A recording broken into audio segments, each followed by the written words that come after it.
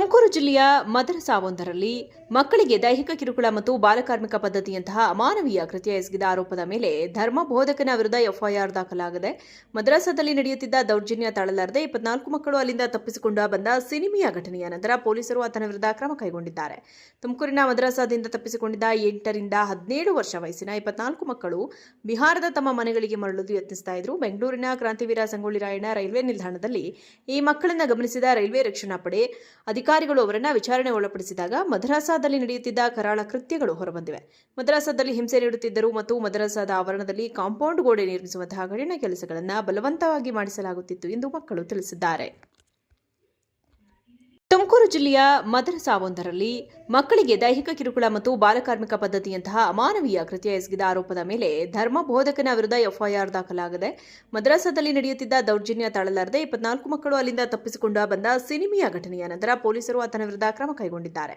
ತುಮಕೂರಿನ ಮದರಸಾದಿಂದ ತಪ್ಪಿಸಿಕೊಂಡಿದ್ದ 8 ರಿಂದ 17 ವರ್ಷ ವಯಸ್ಸಿನ 24 ಮಕ್ಕಳು ಬಿಹಾರದ ತಮ್ಮ ಮನೆಗಳಿಗೆ ಮರಳಲು ಯತ್ನಿಸ್ತಾ ಇದ್ರು. ಬೆಂಗಳೂರಿನ ಕ್ರಾಂತಿವೀರ ಸಂಗೊಳ್ಳಿ ರಾಯಣ್ಣ ರೈಲ್ವೆ ನಿಲ್ದಾಣದಲ್ಲಿ ಈ ಮಕ್ಕಳನ್ನು ಗಮನಿಸಿದ ರೈಲ್ವೆ ರಕ್ಷಣಾ ಪಡೆ ಅಧಿಕಾರಿಗಳು ಅವರನ್ನ ವಿಚಾರಣೆ ಒಳಪಡಿಸಿದಾಗ ಮದರಸಾದಲ್ಲಿ ನಡೆಯುತ್ತಿದ್ದ ಕರಾಳ ಕೃತ್ಯಗಳು ಹೊರಬಂದಿವೆ. ಮದರಸಾದಲ್ಲಿ ಹಿಂಸೆ ನೀಡುತ್ತಿದ್ದರು ಮತ್ತು ಮದರಸಾದ ಆವರಣದಲ್ಲಿ ಕಾಂಪೌಂಡ್ ಗೋಡೆ ನಿರ್ಮಿಸುವಂತಹ ಕಠಿಣ ಕೆಲಸಗಳನ್ನು ಬಲವಂತವಾಗಿ ಮಾಡಿಸಲಾಗುತ್ತಿತ್ತು ಎಂದು ಮಕ್ಕಳು ತಿಳಿಸಿದ್ದಾರೆ. ತುಮಕೂರು ಜಿಲ್ಲೆಯ ಮದರಸಾವೊಂದರಲ್ಲಿ ಮಕ್ಕಳಿಗೆ ದೈಹಿಕ ಕಿರುಕುಳ ಮತ್ತು ಬಾಲಕಾರ್ಮಿಕ ಪದ್ಧತಿಯಂತಹ ಅಮಾನವೀಯ ಕೃತ್ಯ ಎಸಗಿದ ಆರೋಪದ ಮೇಲೆ ಧರ್ಮ ಬೋಧಕನ ವಿರುದ್ಧ ಎಫ್ಐಆರ್ ದಾಖಲಾಗಿದೆ. ಮದರಸಾದಲ್ಲಿ ನಡೆಯುತ್ತಿದ್ದ ದೌರ್ಜನ್ಯ ತಾಳಲಾರದೆ 24 ಮಕ್ಕಳು ಅಲ್ಲಿಂದ ತಪ್ಪಿಸಿಕೊಂಡು ಬಂದ ಸಿನಿಮೀಯ ಘಟನೆಯ ನಂತರ ಪೊಲೀಸರು ಆತನ ವಿರುದ್ಧ ಕ್ರಮ ಕೈಗೊಂಡಿದ್ದಾರೆ. ತುಮಕೂರಿನ ಮದರಸಾದಿಂದ ತಪ್ಪಿಸಿಕೊಂಡಿದ್ದ 8 ರಿಂದ 17 ವರ್ಷ ವಯಸ್ಸಿನ 24 ಮಕ್ಕಳು ಬಿಹಾರದ ತಮ್ಮ ಮನೆಗಳಿಗೆ ಮರಳಲು ಯತ್ನಿಸ್ತಾ ಇದ್ರು. ಬೆಂಗಳೂರಿನ ಕ್ರಾಂತಿವೀರ ಸಂಗೊಳ್ಳಿ ರಾಯಣ್ಣ ರೈಲ್ವೆ ನಿಲ್ದಾಣದಲ್ಲಿ ಈ ಮಕ್ಕಳನ್ನು ಗಮನಿಸಿದ ರೈಲ್ವೆ ರಕ್ಷಣಾ ಪಡೆ ಅಧಿಕಾರಿಗಳು ಅವರನ್ನ ವಿಚಾರಣೆ ಒಳಪಡಿಸಿದಾಗ ಮದರಸಾದಲ್ಲಿ ನಡೆಯುತ್ತಿದ್ದ ಕರಾಳ ಕೃತ್ಯಗಳು ಹೊರಬಂದಿವೆ. ಮದರಸಾದಲ್ಲಿ ಹಿಂಸೆ ನೀಡುತ್ತಿದ್ದರು ಮತ್ತು ಮದರಸಾದ ಆವರಣದಲ್ಲಿ ಕಾಂಪೌಂಡ್ ಗೋಡೆ ನಿರ್ಮಿಸುವಂತಹ ಕಠಿಣ ಕೆಲಸಗಳನ್ನು ಬಲವಂತವಾಗಿ ಮಾಡಿಸಲಾಗುತ್ತಿತ್ತು ಎಂದು ಮಕ್ಕಳು ತಿಳಿಸಿದ್ದಾರೆ.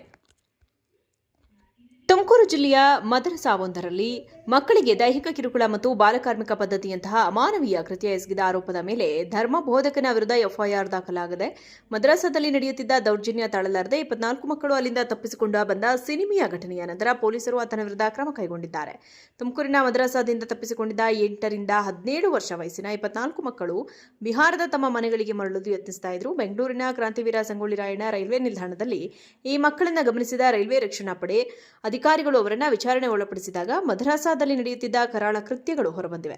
ಮದರಸಾದಲ್ಲಿ ಹಿಂಸೆ ನೀಡುತ್ತಿದ್ದರು ಮತ್ತು ಮದರಸಾದ ಆವರಣದಲ್ಲಿ ಕಾಂಪೌಂಡ್ ಗೋಡೆ ನಿರ್ಮಿಸುವಂತಹ ಕಠಿಣ ಕೆಲಸಗಳನ್ನು ಬಲವಂತವಾಗಿ ಮಾಡಿಸಲಾಗುತ್ತಿತ್ತು ಎಂದು ಮಕ್ಕಳು ತಿಳಿಸಿದ್ದಾರೆ. ತುಮಕೂರು ಜಿಲ್ಲೆಯ ಮದರಸಾವೊಂದರಲ್ಲಿ ಮಕ್ಕಳಿಗೆ ದೈಹಿಕ ಕಿರುಕುಳ ಮತ್ತು ಬಾಲಕಾರ್ಮಿಕ ಪದ್ಧತಿಯಂತಹ ಅಮಾನವೀಯ ಕೃತ್ಯ ಎಸಗಿದ ಆರೋಪದ ಮೇಲೆ ಧರ್ಮ ಬೋಧಕನ ವಿರುದ್ಧ ಎಫ್ಐಆರ್ ದಾಖಲಾಗಿದೆ. ಮದರಸಾದಲ್ಲಿ ನಡೆಯುತ್ತಿದ್ದ ದೌರ್ಜನ್ಯ ತಾಳಲಾರದೆ 24 ಮಕ್ಕಳು ಅಲ್ಲಿಂದ ತಪ್ಪಿಸಿಕೊಂಡು ಬಂದ ಸಿನಿಮೀಯ ಘಟನೆಯ ನಂತರ ಪೊಲೀಸರು ಆತನ ವಿರುದ್ಧ ಕ್ರಮ ಕೈಗೊಂಡಿದ್ದಾರೆ. ತುಮಕೂರಿನ ಮದರಸಾದಿಂದ ತಪ್ಪಿಸಿಕೊಂಡಿದ್ದ 8 ರಿಂದ 17 ವರ್ಷ ವಯಸ್ಸಿನ 24 ಮಕ್ಕಳು ಬಿಹಾರದ ತಮ್ಮ ಮನೆಗಳಿಗೆ ಮರಳಲು ಯತ್ನಿಸ್ತಾ ಇದ್ರು. ಬೆಂಗಳೂರಿನ ಕ್ರಾಂತಿವೀರ ಸಂಗೊಳ್ಳಿ ರಾಯಣ್ಣ ರೈಲ್ವೆ ನಿಲ್ದಾಣದಲ್ಲಿ ಈ ಮಕ್ಕಳನ್ನು ಗಮನಿಸಿದ ರೈಲ್ವೆ ರಕ್ಷಣಾ ಪಡೆ ಅಧಿಕಾರಿಗಳು ಅವರನ್ನ ವಿಚಾರಣೆ ಒಳಪಡಿಸಿದಾಗ ಮದರಸಾದಲ್ಲಿ ನಡೆಯುತ್ತಿದ್ದ ಕರಾಳ ಕೃತ್ಯಗಳು ಹೊರಬಂದಿವೆ. ಮದರಸಾದಲ್ಲಿ ಹಿಂಸೆ ನೀಡುತ್ತಿದ್ದರು ಮತ್ತು ಮದರಸಾದ ಆವರಣದಲ್ಲಿ ಕಾಂಪೌಂಡ್ ಗೋಡೆ ನಿರ್ಮಿಸುವಂತಹ ಕಠಿಣ ಕೆಲಸಗಳನ್ನು ಬಲವಂತವಾಗಿ ಮಾಡಿಸಲಾಗುತ್ತಿತ್ತು ಎಂದು ಮಕ್ಕಳು ತಿಳಿಸಿದ್ದಾರೆ.